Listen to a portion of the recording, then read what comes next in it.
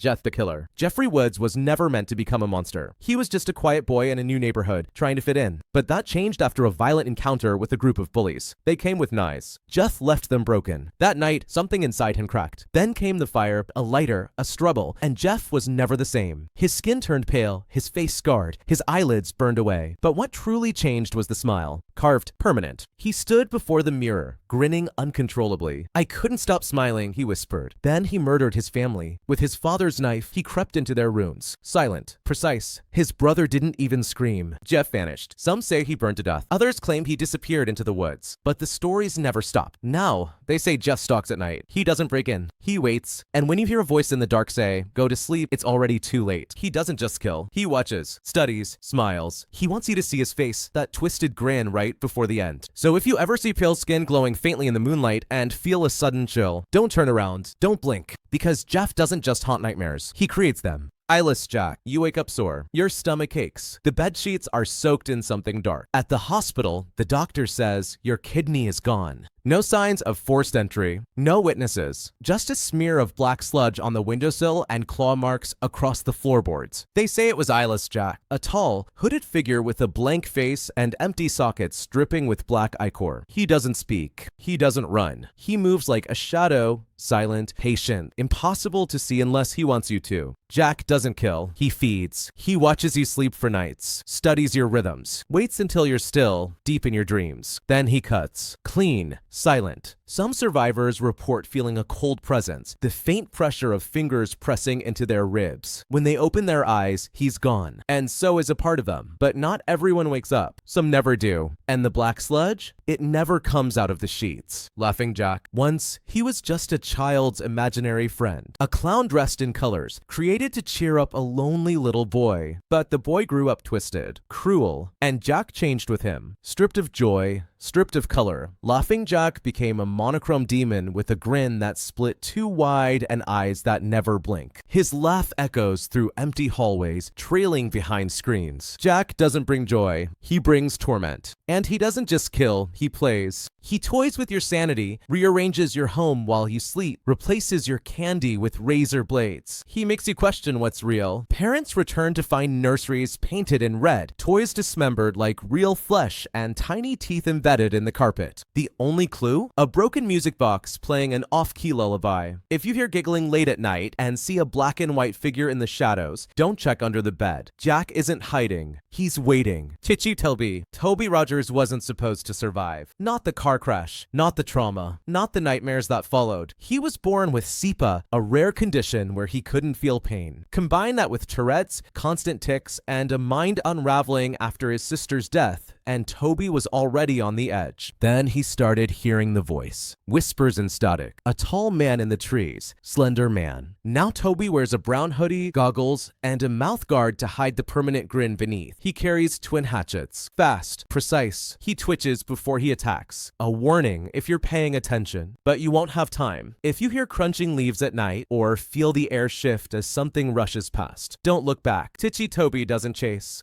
Jane the Killer. She wasn't born in blood. Jane Arkansas lived a quiet life until the day Jeff the Killer tore everything apart. He burned her house, disfigured her face, and left her soul screaming in ashes. But Jane didn't die. She clawed her way back, skin scorched, heart shattered, mind warped into a singular purpose: revenge. Now, she wears the black of mourning and the cold steel of retribution. Her eyes burn with hatred. Her lips never smile. Her knife isn't wild like Jeff's. It's surgical, silent, deliberate. Jane doesn't kill everyone. She hunts those infected by Jeff's legacy, his followers, his imitators, those who whisper, "Go to sleep," with glee. To them, she is judgment. But vengeance comes at a cost. Her mind is a battlefield, her nightmares endless. The line between justice and obsession has blurred, and sometimes, when she sees her reflection, she doesn't know if it's Jane staring back or something far worse. So if you meet a woman with eyes like embers and scars like stories, don't run. Clockwork. Her name was Natalie before the ticking started, before they broke her, before they laughed at her pain, ignored her cries, and left her bleeding in the silence of her own home. One night, something snapped. She grabbed a broken clock, jammed its gears into her own eye, and smiled. Now I see clearly. Clockwork was born. She She carved her name into her arm, took up a blade, and watched the world in seconds, minutes, hours. Time became her god, her obsession, her curse. She doesn't kill impulsively. She waits, watches, calculates. She knows your schedule, your habits, when you sleep, when you breathe. And when the moment is perfect, she appears behind you, whispering, "It's time." Then the blade swings. No one escapes the clock, because for Clockwork, the only thing more satisfying than revenge is timing it perfectly. Sally Williams. She was 8 years old when the screams started. Her uncle was supposed to protect her. Instead, he destroyed her. Sally disappeared shortly after. Some say she ran away. Others say she was buried beneath the house. But the house still echoes. At night, neighbors hear music boxes playing from empty rooms, dolls crying, footsteps too soft to be adult. Sometimes she appears, a little girl in a blood-stained dress, dragging a stuffed bear. Her face is pale, her eyes are empty. She offers her hand and asks one thing: "Will you play with me?" If you say yes, she giggles. You live. If you say no, she makes you stay. Forever. And those who vanish near the house, they're never found. But sometimes, when it rains, you can hear them scream. And Sally? Sally just hums, because now she has friends, and she's never lonely again. Some ghost hunters tried to cleanse the place. They brought cameras, rituals, prayers. None of them made it past midnight. Their footage ends with static and the sound of a child's laughter. She doesn't understand death. Not really. All she remembers is pain and being alone. So she keeps playing. And if you're kind, she might let you go. But if you lie to her, if you hurt her, she remembers. And ghosts, especially young ones, never forget. Homicidal Liu. Liu Woods watched his family die. Watched his brother, Jeff, become a monster. Watched everything he knew burn. But Liu didn't die that night. He was left behind, a survivor in name only. The trauma broke him, but something darker stitched him back together. Now, Liu wears a cracked porcelain mask and carries twin blades slick with memory. He doesn't speak of Jeff. He doesn't speak at all. He hunts in silence,